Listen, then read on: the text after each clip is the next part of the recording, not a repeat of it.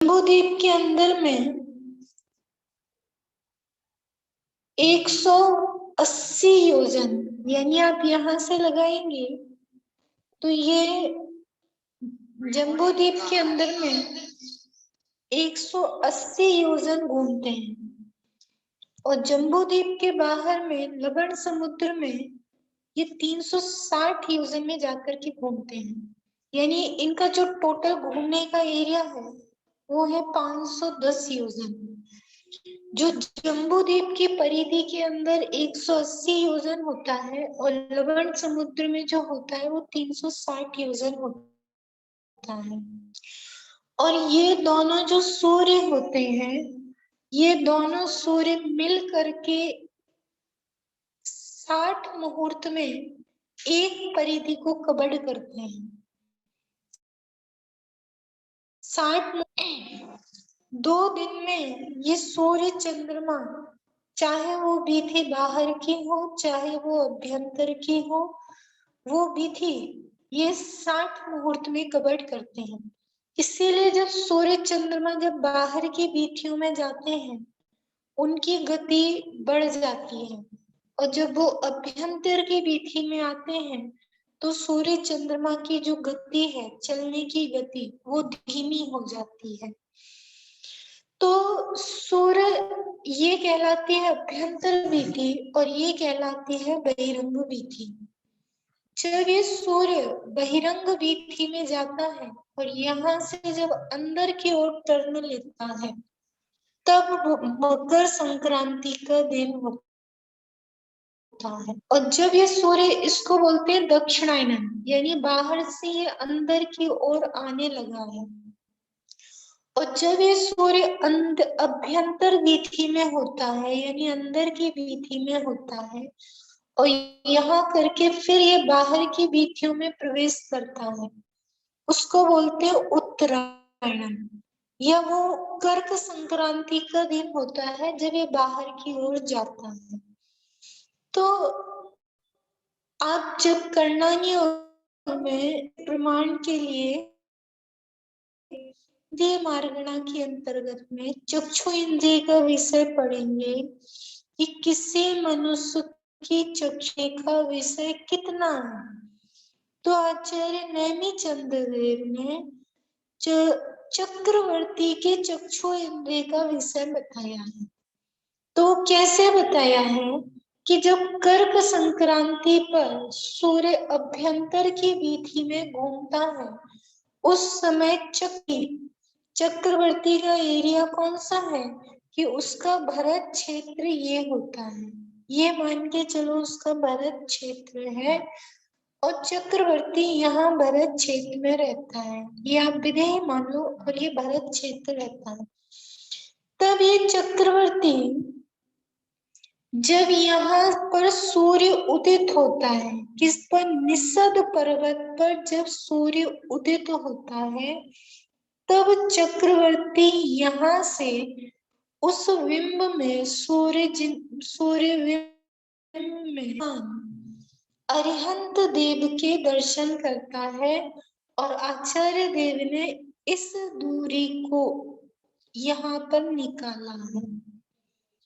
यानी आप ये सोचो, कोई भी जब मनुष्य है, जब वो वस्तु समीप आती है तो उसके दर्शन होंगे, या जब वस्तु दूर जाती है तब उसके दर्शन होंगे। आज मकर संक्रांति के दिन सूर्य अभी बाह्य वीथी में है, बहिरंग वीथी में है, और फिर से उसकी दूरी क्या है, ज्यादा है। वो अभ्यंतर वीथी में आने पर यहाँ से भरत क्षेत्र से उसकी दूरी क्या होगी, कम होगी। और वास्तव में इतना ही मनुष्य का उत्कृष्ट देखने की सामर्थ्य है, इससे ज्यादा देखने की सामर्थ्य नहीं है। यदि वो यहाँ का दर्शन कर सकता है, इसका मतलब है चक्रवर्ती लवण समुद्र के एरिया को देख सकता है, लेकिन चक्रवर्ती लवण समुद्र के एरिया को नहीं देख पाता। जब सूर्य और कोई चीज जब ऊपर नजदीक होती है तो हम उसको क्लियर देख सकते हैं। जब वो वस्तु हमसे दूर जाएगी तो उसको स्पष्ट देखना संभव नहीं हो पाएगा। तो फिर आचार्य देव ने इसकी पूरी जो दूरी है वो उन्होंने निकाली है, और उसका निकालने का जो मैथ है वो आचार्य देव ने पूरा रखा हुआ है। किस तरीके से रखा हुआ है, थोड़ी सी एक हिंट करके उसकी अपन चर्चा मतलब विस्तार में तो नहीं करेंगे, लेकिन आपके ज्ञान में आ जाए बस इस दृष्टिकोण से देखेंगे। ये है अपना जम्बूद्वीप। इस जम्बूद्वीप में जब सूर्य अभ्यंतर की वीथि पर आते हैं और ये सूर्य एक दूसरे के जस्ट सामने होते हैं, एक दूसरे के नजदीक पाए जाते हैं। आपको जम्बूद्वीप का व्यास पता होगा कि जम्बूद्वीप का जो व्यास है वो 1,00,000 योजन है, और ये जो इसकी परिधि कहलाती है ये व्यास से कुछ तिगुनी होती है, समथिंग कुछ तिगुनी होती है, यानी 3,00,000 के कुछ ऊपर होती है। और इसके व्यास फिर ये जो अभ्यंतर वीथि है, इस अभ्यंतर वीथि का भी आचार्य देव ने व्यास निकाला, इसकी परिधि निकाली। परिधि क्यों निकाली? क्योंकि परिधि ये दूरी कितनी है और इस दूरी को कितने घंटे में वो कवर करते हैं।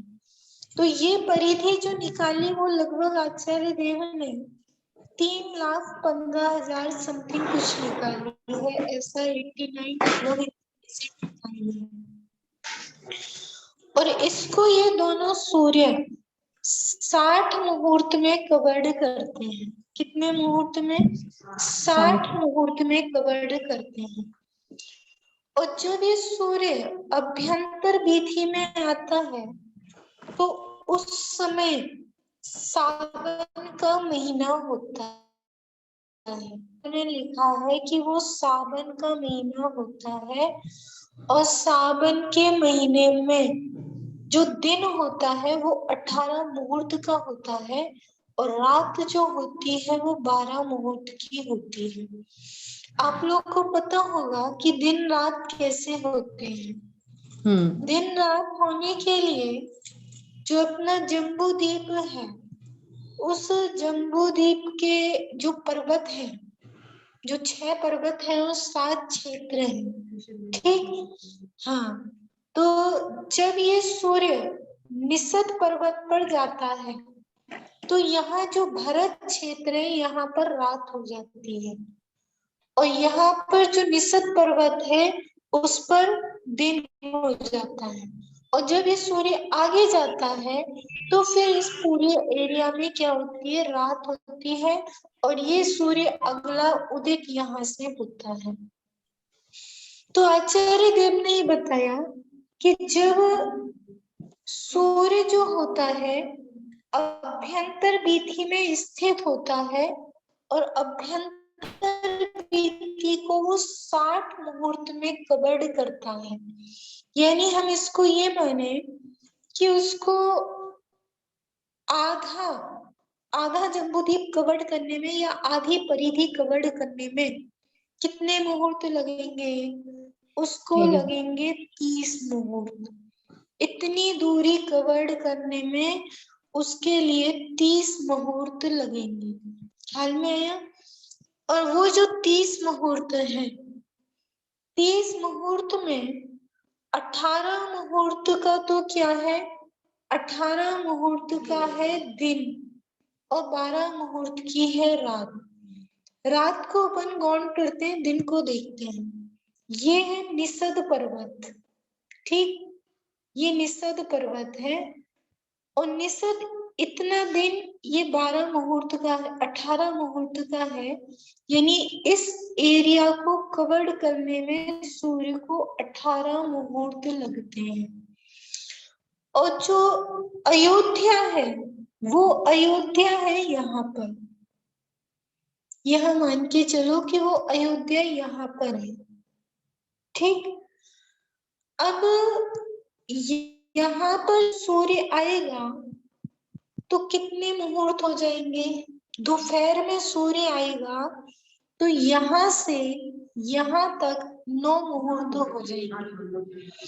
ठीक, तो आचार्य देव ने क्या किया कि 60 मुहूर्त में जब वो इतनी दूरी कवर करता है तो 9 मुहूर्त में कितनी दूरी कवर करेगा, इससे ये डिस्टेंस निकाल दी।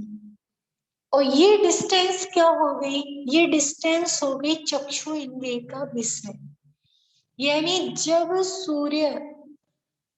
सूर्य यहाँ पर निषद पर्वत पर उदित होता है, थोड़ा सा हमारा यदि गड़बड़ बने चित्र तो आप सही समझना कि ये जो निषद पर्वत है, इस निषद पर्वत पर जब सूर्य उदित होगा उस समय चक्रवर्ती अपने यहाँ महल पर खड़े होकर के इस सूर्य में विराजमान जिन बिंब के दर्शन करेगा। और वो चीज कब होती है? वो होती है सावन के महीने में। और दर्शन भी कब हो पाएंगे? जब बादल ना हो। हाँ, यद्यपि वो उसकी सामर्थ्य इतनी है कि बादल और कोहरे के बीच में भी वो उन जिनबिंबों को देखने की ताकत रखता होगा, ऐसा लगता है। उस समय वो चक्रवर्ती वहां पर दर्शन करता है।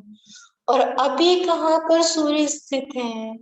अभी सूर्य बाह्य वीथि में स्थित है, जो सबसे लास्ट गली है वहां सूर्य स्थित है।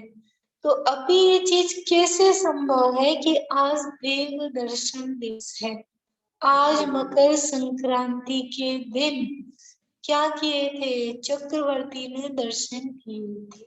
ये कर्णन योग से कहीं से भी मैचिंग इसकी नहीं होती और योग्य भी नहीं है। जब चक्षु इंद्रिय का इतना विषय बताया और यदि आप मकर संक्रांति पे स्थित सूर्य में विराजमान जिन बिंब के दर्शन चक्रवर्ती को कराएंगे तो चक्षु इंद्रिय का विषय भी बढ़ जाएगा।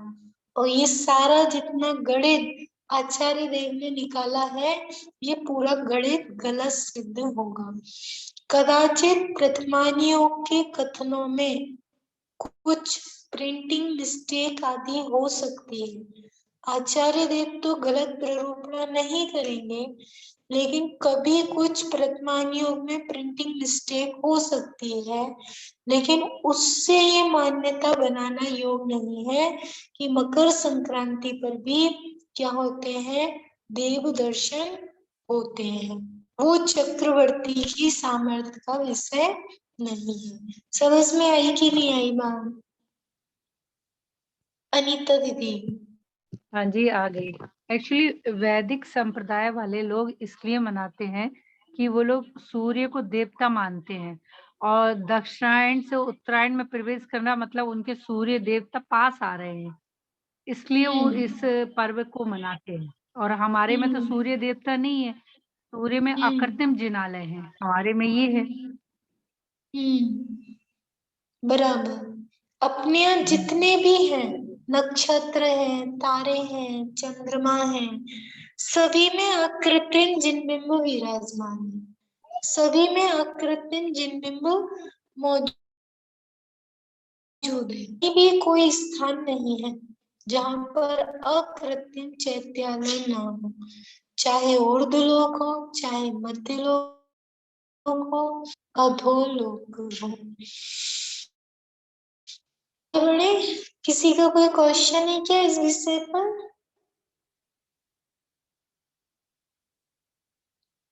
चलिए अब वापिस में विषय पर आते हैं। जो अपनी चर्चा किसकी चल रही थी?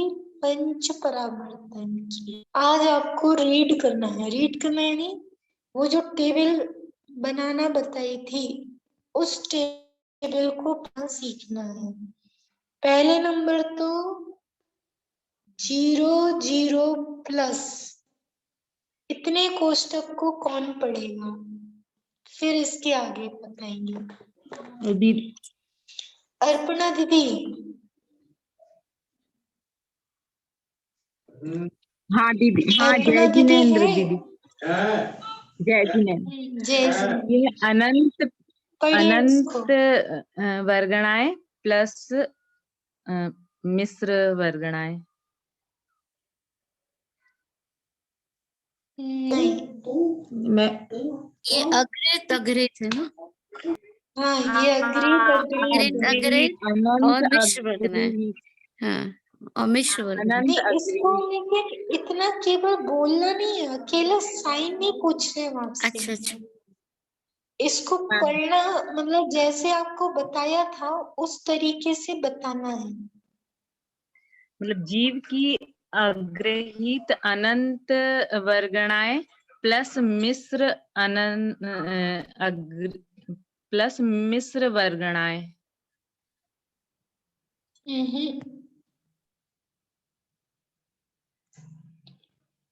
पहले हैंड रेस करिए, किसको ये पढ़ते बनता है? पूजा जैन, प्रिया जैन और निधि भाभी। गुड। और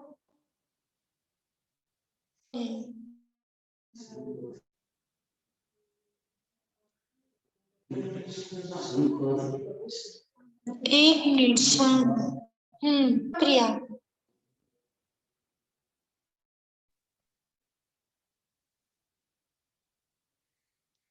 तो प्रिया जब जीव का परावर्तन काउंटिंग शुरू करेंगे, तो जब अग्रहित वर्गणाएं अनंत बार क्या कहना चाहिए, अनंत बार जब इकट्ठी होंगी, ग्रहण करेगा अग्रहित वर्गणाओं को, तब एक बार मिश्र वर्गना ग्रहण होगी। बहुत बढ़िया। और इसके बीच में क्या क्या होगा? उसमें बीच में ग्रहित भी होगी, मिश्र भी होगी। लेकिन जब काउंटिंग लेकिन अग्रहित की अनंत बार हो जाएगी,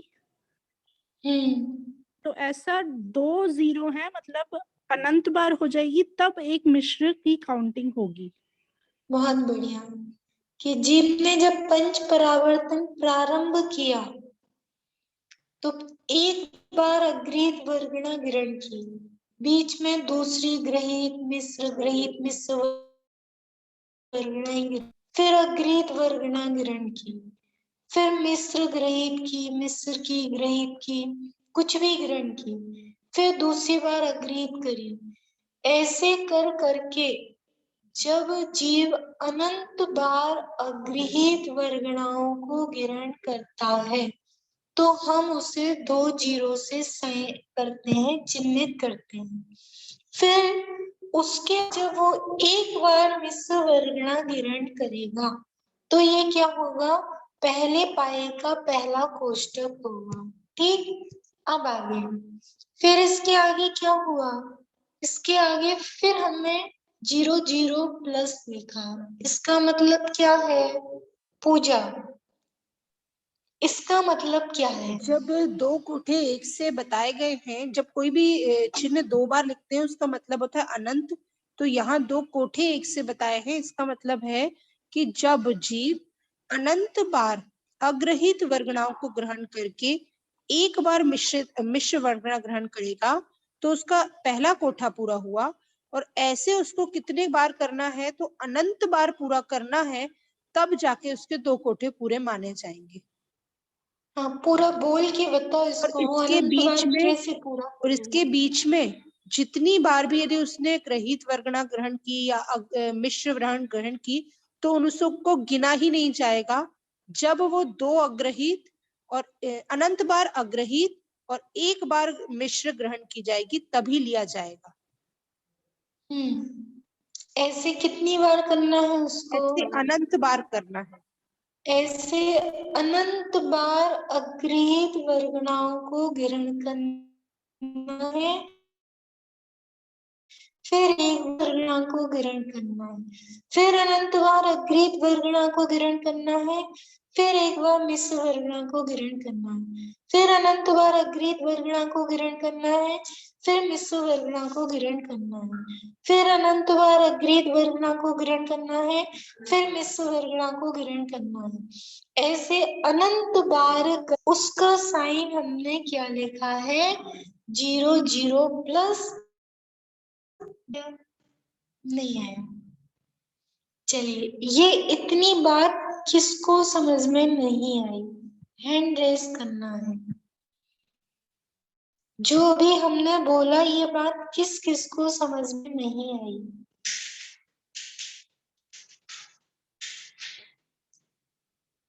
संजय भी आपको समझ में आई या नहीं आई? हाँ, आ गई है बहन जी। बोल के बताएंगे आप? जब जीव प्रथम बार परावर्तन प्रारंभ करता है तो पहले समय से लेकर प्रथम समय में जो वर्गीकरण करेगा, जो अग्रित और उसके बीच में मिश्र और ग्रीत आएगी, उनकी काउंटिंग नहीं होगी। ऐसे अनंत बार करते करते एक बार मिश्र को ग्रहण करेगा, फिर ऐसे ही बढ़ते पहले अनंत बार अग्रित वर्ण में ग्रहण करके फिर एक बार मिश्र को ग्रहण करेगा। तो ऐसे करके वो एक कोठा पहला पाया पूरा होगा, पहले पाएगा पहला कोठा। क्योंकि फिर 2 बार जो चीज आ जाती है तो उसको अनंत का साइन होता है, तो फिर द्वारा फिर वो इनको अग्रित को ग्रहण करेगा और फिर बीच में ग्रीत और मिश्र करके फिर जब पहुंचेगा तो फिर अनंत बार का एक बार फिर मिश्र करेगा। तो ऐसा करते करते तो फिर उनका दूसरा कोठा मतलब अनंत बार करके एक बार फिर मिश्र होगा, मतलब ऐसा 2 कोठों का करते हुए कंप्लीट करते हुए। तो ऐसा काम कितनी बार करना है उस जीव को? अनंत बार करेगा, अनंत बार। अनंत बार। और उसमें अनंत बार की भाव वासना समझना कि मतलब वो अनंत बार अग्रित को ग्रहण करके फिर मिश्र को ग्रहण करेगा, फिर अनंत बार अग्रित को ग्रहण करके फिर मिश्र को ग्रहण करेगा। ऐसा काम उसको अनंत बार करना है, तो उसके ये 2 कोठे पूरे होंगे। हाँ, मतलब वो तो 2 करके भी अनंत करके फिर मिश्र में पहुंचेगा, मतलब ऐसा। और उसके बाद फिर अगला वो मतलब फिर हाँ भैया बोलो, आगे आगे बोलो। नहीं, आगे तो फिर मतलब तो अपन 2 कोठों की बात करें, उसका अगला कोठा फिर मतलब जो फिर उसमें इसका ये पहला पाया के 6 कोठे पहले पाए में जो, तो पहले पाए में 6 कोठे में तो 2 में मतलब मिस का गया, फिर उसके बाद अनंत बार अग्रित करके फिर अपना ग्रीत करेगा। ऐसा करके अनंत काल फिर लग जाएगा और फिर तीनों को मिला के 2 बार करेगा तो अनंत काल में अनंत बार में तीनों चीजें ऐसी पूर्ण हो पाएंगी। इसका अभिप्राय है, मतलब पहले पाए का। बढ़िया। बात समझ में आई कि नहीं आई? और कौन पढ़ेगा इसके लिए? अनीता दीदी पढ़िए आप। हाँ जी, इस जीव की नौकर में परावर्तन की चर्चा कर रहे हैं। जब जीव पहले समय में आग्रहित वर्गणाओं को ग्रहण करता है तो ये साइकिल, ये पूरा यंत्र का पहला कोठा ये बतलाता है कि 0 0 प्लस, यानी ये जीव आग्रहित वर्गणाओं को अनंत बार ग्रहण करता है, फिर एक बार मिश्र वर्गणा को ग्रहण करता है। ऐसे ही जीव फिर अनंत बार आग्रहित वर्गणाओं को ग्रहण करके मिश्र वर्गणा ग्रहण करता है। ऐसे इस जीव प्रथम कोठे को इस तरह पूरा करता है यह जीव।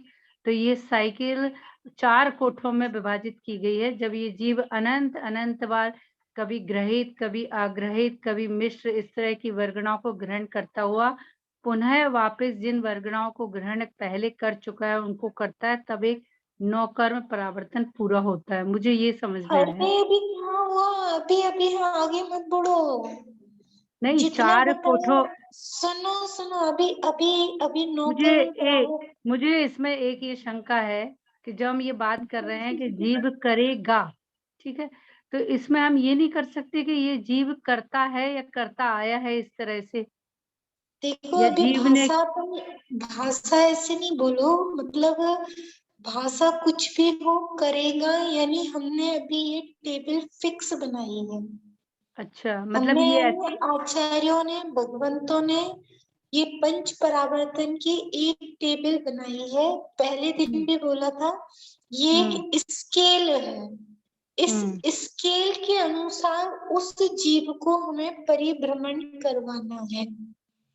इस स्केल के अनुसार वो जीव करता बहुत कुछ है। इसीलिए भी अभी आप 9 कर्म परावर्तन पर सीधा अंत पे ले गए, अभी सीधा अपने को वहां नहीं ले जाना, अभी तो बीच में बहुत कुछ होने वाला है उसके साथ। अभी तो केवल आप इसमें सिर्फ इन टेबल को, ये जो कोठे हैं, इनको पढ़ने की कि इसमें हम क्या पढ़ रहे हैं, क्या उससे बोलोगे तो आपको भाव उसकी, और आप यदि मुंह से नहीं बोलेंगे तो आपको इसकी भाव वास्तव वो बार बार हमने बनाया था कि एक आप स्केल खींचो। इस जीव को हमने यहाँ से पंच परावर्तन करवाना प्रारंभ किया।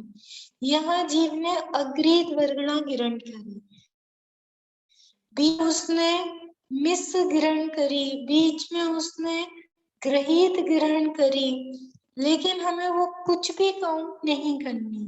हमें द्वारा जब वो अग्रित ग्रहण करेगा वह काउंट करनी है। ऐसे करते करते फिर उसने बीच में ग्रहित ग्रहण करी, मिस ग्रहण करी, वो काउंट ना करना है। ऐसे करते करते कितनी बार अग्रित ग्रहण करी, बार अग्रित वर्गणा ग्रहण करे और फिर एक बार मिस वर्ग ग्रहण करे, तब ये एक कोठा पूरा होता है। फिर ऐसे कितनी बार करवाना है, फिर जीव अनंत बार अग्रित वर्गणा ग्रहण करे, बीच में मिस ग्रहित ग्रहण करे, मिस ग्रहण करे, ग्रहित ग्रहण करे, और अनंत काल बाद भी अग्रहित ग्रहण करे। तो उन अग्रहित वर्गणाओं को ग्रहण करवा के फिर उस जीव को कितनी बार ये कार्य होगा, ये अनंत बार अग्रहित ग्रहण करता है, तब एक बार मिस वर्गणा ग्रहण करता है। ऐसा कार्य कितनी बार करेगा, यानी ये जो 2 कोठे दिए हैं, ऐसा कार्य वो जीव अनंत बार करता है। अनंत करने के बाद फिर वो जीव अनंत बार अग्रित वर्गणाओं को ग्रहण करेगा और एक बार ग्रहित वर्गणाओं को ग्रहण करेगा। तब अभी क्या हुए हैं, अभी पहले पाए के आधे चरण हुए हैं, केवल 3 कोठे पूरे हुए हैं। अभी पंच परावर्तन पूरा नहीं हुआ, अभी 9 कर्म परावर्तन पूरा नहीं हुआ कि ये ग्रहित वर्गणाएं ग्रहण हो गई। ग्रहित वर्गणाएं ग्रहण हुई हैं, लेकिन वही उसका रूप, रंग, अविभाग, प्रतिच्छेद हो, ये जरूरी नहीं है। जब वे सेम वैसे की वैसे ग्रहण होंगी, तब वो एक पूरा 9 कर्म परावर्तन कहलाएगा। समझ में आया कि नहीं आया? हेलो दीदी आ गया इतनी बात समझ में आई कि जी। नहीं आई? हाँ बोलो सरिता दीदी, क्या कह रही हैं दीदी आप? सभी कोठे मतलब एक से हैं क्या? सभी नहीं, कोठों में सभी पहले कोठे अग्रित एक को से, ग्रहण करेगा, फिर ग्रीत को, फिर एक बार मिश्र को करेगा, तो ऐसे अनंत अनंत बार करता जाएगा। तो मतलब सभी कोठों में ऐसे है मतलब उसकी सभी कोठों में अलग अलग वर्गणाओं को लिया है और सभी कोठों में काल भी अलग अलग लिया है। इसका जो पहला है ना, मतलब पहला पाया है, इस पहले पाए में सबसे ज्यादा टाइम लगता है, क्योंकि अभी आगे के जो 4 पाए आएंगे, क्योंकि अग्रहित वर्गणाएं जीव बहुत कम ग्रहण करता है, ग्रहित वर्गणाएं और मिश्र वर्गणाएं सबसे ज्यादा ग्रहण करता है। जैसे अपन अपने जीवन में देखें, अरे जो अनुकूल परिस्थितियां हैं वो तो आप छोड़ो, विपरीतताएं आप परिचित चाहते हो कि अपरिचित चाहते हो, रोग बीमारी आप परिचित चाहते हो कि अपरिचित चाहते हो? क्या आप चाहते हो कि नए नए आपके जीवन में रोग होए? क्या आप रोग भी परिचित चाहते हो कि भाई जिन रोगों से हमें परिचय हो गया उनके बारे में हमें पता है कि भाई इसकी क्या इलाज है, इसकी क्या दवा है, तो आप रोग भी देखो। दुकान भी जैसे होती है तो आप परिचित दुकानों पे जाना चाहते हो कि अपरिचित पर? परिचित पर। जिस माल खरीद लिए हैं उस कंपनी का ही खरीदना चाहते हैं कि नई नई कंपनी? हाँ, जो लोग भी पाउडर लगाते हैं, लिपस्टिक लगाते हैं, इसकी क्या बोलते हैं, तो परिचित कंपनी का लगाते हैं कि अपरिचित का लगाना चाहते हैं?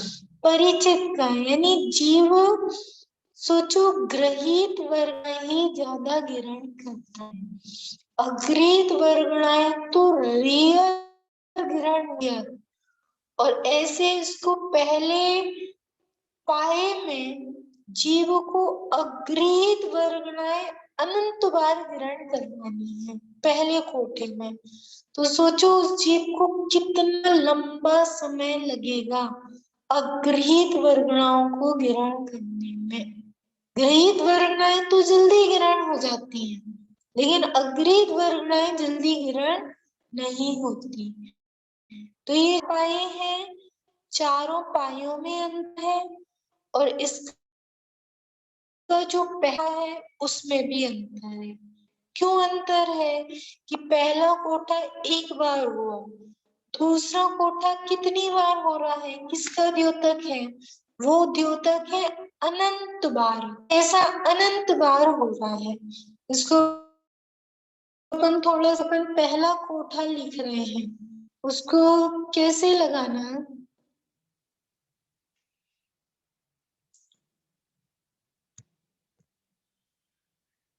0 0 plus 0 0 plus 0 0 plus 0 0 plus 0 0 plus 0 0 plus, ऐसा काम कितनी बार कर रहा है जी? तो ये सब क्या वही है कि नहीं? ये है, ये 2 बार है, ये 3 बार, ये 4 बार, ये 5 बार, ये 6वीं बार, 7वीं बार, 8वीं बार, 9वीं बार, 10वीं बार, 11वीं बार, 12वीं बार, ऐसे कितने करना है? ऐसे इस जीव को अनंत बार करनी है। तो ये सब एक कोठे से दूसरा कोठा अलग अलग है कि नहीं? इनमें लगने वाला समय भी अलग अलग है। ऐसा नहीं कि सबका समय एक जैसा हो, लेकिन इतने क्या हम लिख सकते हैं? नहीं लिख सकते। तो आचार्य देव ने इस अनंत के लिए कर दिया, उन्होंने बोल दिया कि आप 2 बार लिखो, और मानो क्या? मानो ये कि ये अनंत बार हो गया। अब आप ऐसे लिखो 0 0 प्लस 1000 बार लिखो, लाख बार लिखो, करोड़ बार लिखो, अरब बार लिखो, खरब बार लिखो, पल्ले बार लिखो। सागर क्या है? इसमें सागर तो बिल्कुल टिटली है, लवण से बूंद के समान, इतनी कम। यानी ये 0 0 प्लस इतना काल लगता है इसमें। 0 0 प्लस को 2 वर्ड करने में कितना काल लगेगा? अनंतानंत सागर तो उसमें बूंद में समा जाएंगे, उसकी बूंद में समा जाएंगे, इतना काल लगता है।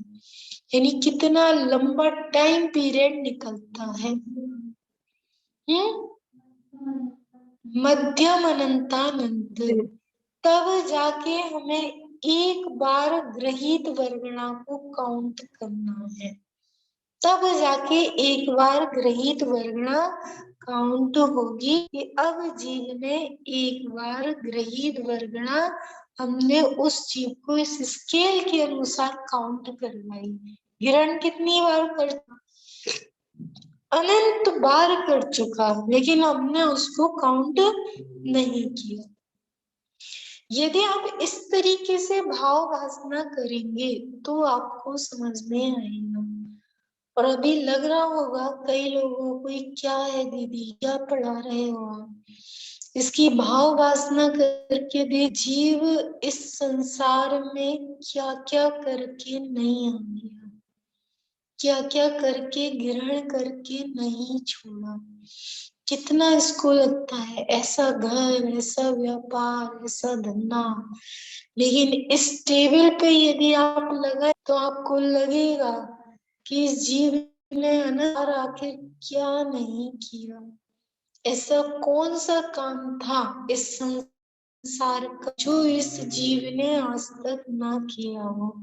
कोरोना पहली बार भोग रहे हैं। पंच परावर्तन में ऐसी अनंत इस जीव ने झेली।